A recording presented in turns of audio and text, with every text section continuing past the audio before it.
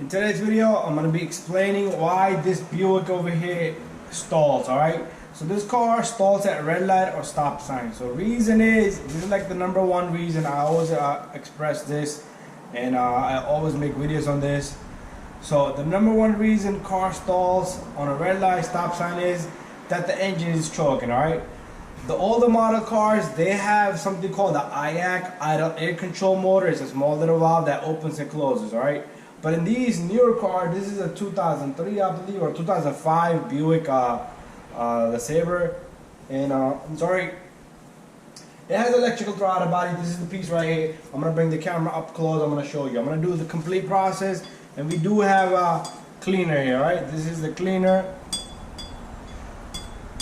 So this is the throttle body cleaner, and I have a small little towel with me. This is a paper towel.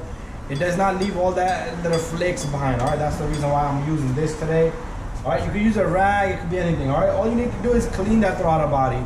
That throttle body, what happens is, the throttle body itself is the idle, all right? So it will stabilize itself according to at the red light stop sign.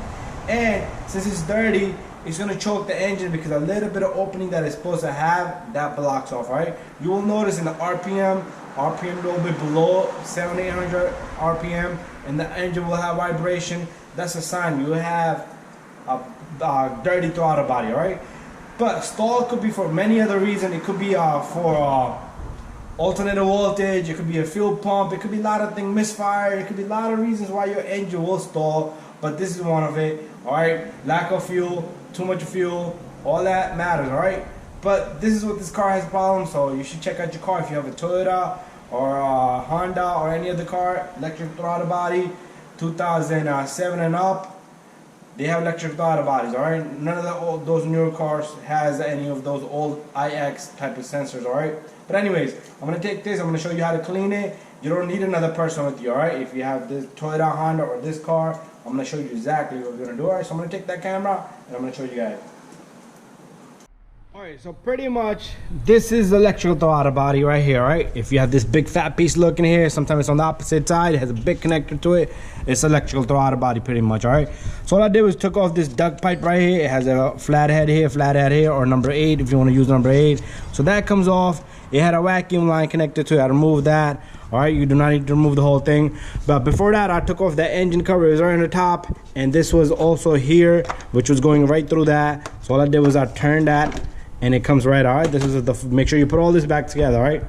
So I do not have anybody here to help me, but we need to open that throttle body. Look how dirty that throttle body is, all right? Look what it looked like. Not in good condition, all right? Anyways, so what we're gonna do is, what I like to do is, what I have here is a small little pipe, all right?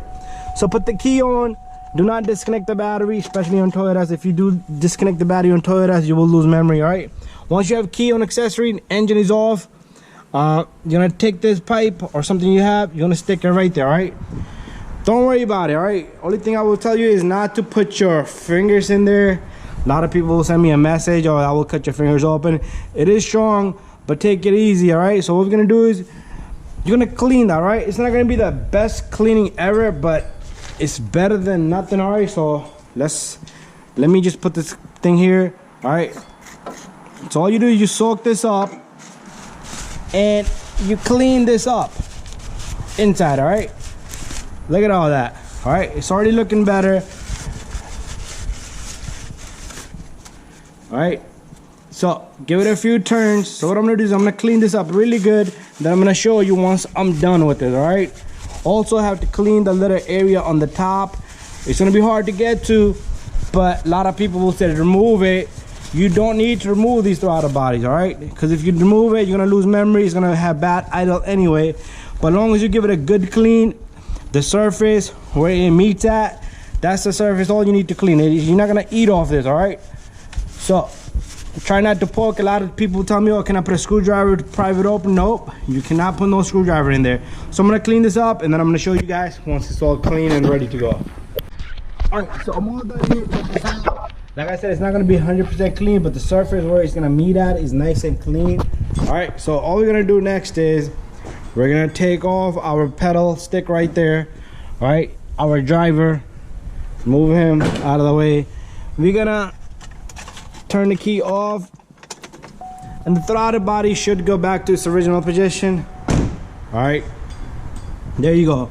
So I did manage to get the throttle body where it meets at, and plus the flap and on the top a little bit, but that's the best you're gonna be able to do. All right, that's pretty good. It's gonna be a nice job if you do it just that much. All right, it shouldn't make a lot of difference. I had a customer who come to me, I did dealer deck recommended him a throttle body, and we cleaned it, adjusted, no, I mean not adjusted, we cleaned it, we drove it around, and the guy hasn't had any problems since for the last 2 years. All right, that was a Toyota Camry I did.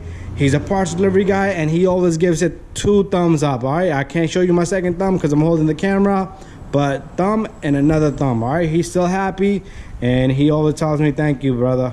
But anyways, put all this back together. So all we need to do here is make sure you put everything back together just the way you took off. Right.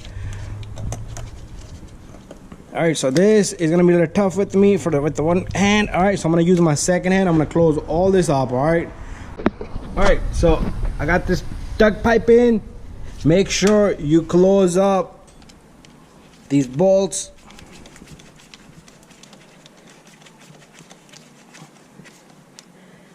And then you have this little guy right here.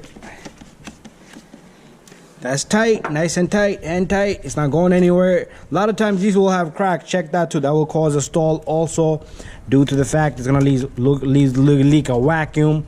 I keep saying lose leak. All right, there you go. Perfect. I might have to move this around a little bit, but that's fine. But anyways, don't forget this little fella right here. All right, this goes in there. Come on, this goes in there. That sits right there. And this little guy I took off right here.